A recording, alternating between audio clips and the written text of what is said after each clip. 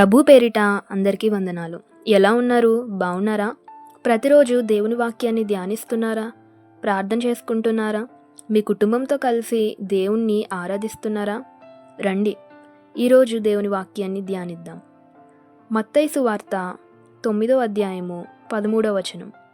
నేను పాపులను పిలువ వచ్చితిని గాని నీతిమంతులను పిలువ రాలేదు. మన ప్రభువైన యేసుక్రీస్తు మనతో స్పష్టంగా మాట్లాడుతున్నాడు. నేను కేవలం పాపుల కోసం వచ్చాను, నీతిమంతుల కోసం ఏమాత్రమూ రాలేదని ఆయన తగ్గించుకొని ఆయన చెప్తున్నారు. దేవుడికి ఏవో అర్పణలు అర్పించాలని, ఆయనకేదో బలులు ఇవ్వాలని ఆయన కోరుకోవటం లేదు. కేవలం పాపంతో నిండిపోయిన మన హృదయాన్ని ఆయన కోరుకుంటున్నాడు. మన హృదయంలో మారు మనసు రావాలని, నిజమైన ప్రేమ కనికరము పొందుకోవాలని ఆయన ఆశిస్తున్నాడు. చూడండి, ఫరిస్సయులు తమను తాము మేము మంచివాళ్ళం, నీతిమంతులం అనుకున్నారు. అక్కడున్న పాపులను చాలా తక్కువగా చేసి చూశారు. కానీ యేసు ప్రభువారు మాత్రం ఆ పాపుల దగ్గరకు వెళ్ళి వారితో మాట్లాడి వారిని ప్రేమించాడు. అందుకే ఈ వాక్యాలు చెప్తున్నాడు. పరిశుద్ధ గ్రంథంలో చూసినట్లయితే మత్తయి అనే వ్యక్తి ఒక పన్నుల వసూలుదారుడు. అతడు ఒక పాపిగా ప్రజలను మోసం చేస్తూ ఉండేవాడు. ప్రజలందరూ అతన్ని మోసగాడు అని గుర్తించేవారు. కానీ యేసు అతన్ని చూసి నన్ను అనుసరించు అన్నాడు. అతని గతాన్ని చూడలేదు, కానీ అతనిలో ఒక మారే హృదయాన్ని చూశాడు.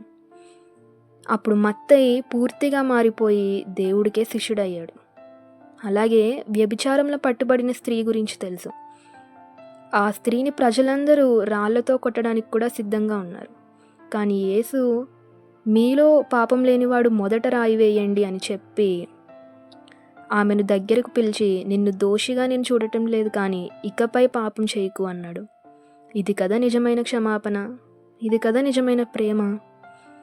ఈ రోజున నువ్వు ఎన్ని ఇబ్బందుల్లో ఉన్నా, చిక్కుల్లో ఉన్నా, పాపములో శోధనలో పడిపోయినా అందరూ నిన్ను విడిచి వెళ్ళిపోయారేమో, అవమానిస్తున్నారేమో, మనుషుల దగ్గర నీకు గౌరవం లేదేమో, గౌరవాన్ని కోల్పోయావేమో. కానీ ఎంత చెడ్డ పాపినైనా క్షమించే దేవుడు యేసు ప్రభు.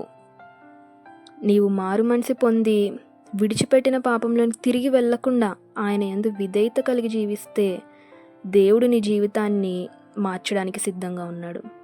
ఈ లోకంలో ఏ మనుషుల దగ్గర అయితే నీవు సిగ్గునుందావో, అవమాన పాలయ్యావో వారి యొద్దటే నిన్ను గొప్ప చేయబోతున్నాడు. నమ్ముతున్నావా? నమ్మినట్లయితే ఈ క్షణమే మారు మనసు పొందుకో. నువ్వు చేసిన తప్పులను ఒప్పుకొని మరలా చేయనని తీర్మానం తీసుకో. దేవుడు నిన్ను ఉన్నత స్థితిలో చూడాలనుకుంటున్నాడు, ఉన్నత స్థితిలో ఉంచబోతున్నాడు కూడా. ఆమేన్. సత్యము